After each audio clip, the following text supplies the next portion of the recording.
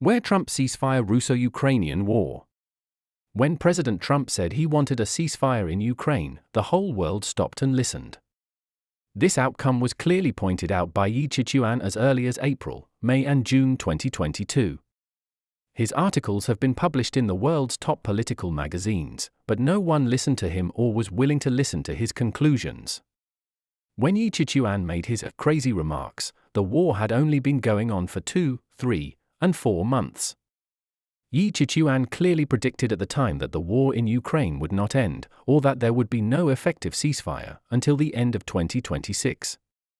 Ye Qiquan clearly pointed out that the war in Ukraine is a war between the United States as the main party and Russia as the other party. An effective ceasefire must wait until both the United States and Russia have gained enough benefits.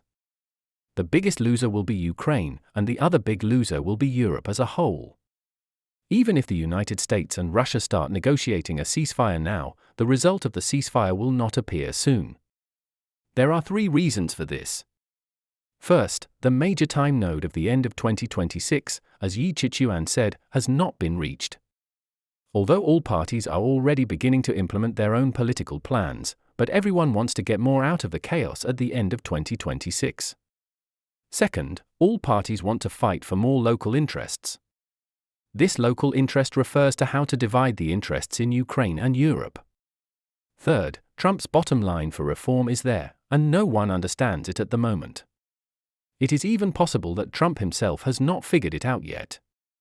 The first major turning point is the political developments in China at the end of 2026.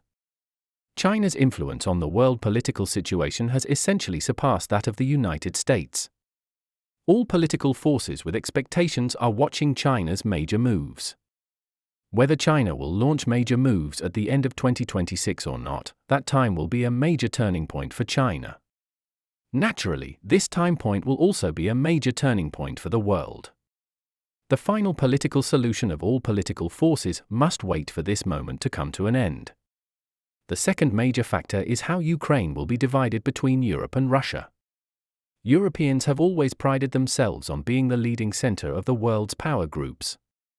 They have always been proud of this political fact.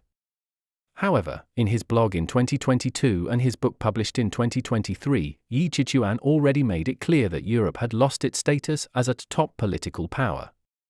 In fact, from the start of the war on the 24th of February 2022, Europe has become a de facto colony and tax haven of the United States. Ye Qiquan even explicitly pointed out in a book published in 2024 that Europe's decline could last for 200 years.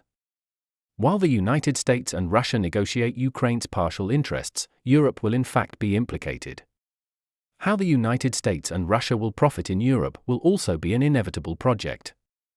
In order to obtain the protection of the United States, Europeans will inevitably have to pay higher taxes. It is even conceivable that Europeans will pay taxes to the Chinese to offset the pressure from the United States. It is even possible for Europeans to betray Ukraine more to protect themselves. The third major factor is President Trump's bottom line for reform. President Trump's approach to governance is indeed like an elephant, rampaging. But Ye Qiquan has high praise for Trump and Musk. Ye Qiquan believes they are like reformers who have emerged in China. He and Musk both belong to a class of idealistic heroes. Even if it is not Trump and Musk, the United States will definitely see the emergence of other reformers. Because the United States needs reform. Ye Qiquan even hinted that he does not rule out the possibility that the United States will give up its world leadership and retreat to the Americas. Because they are revolutionaries, Trump and Musk may not know the bottom line of their ultimate goal of reform. They need to explore and take things slowly, step by step. If there is no emergency, Trump will not push for a ceasefire quickly.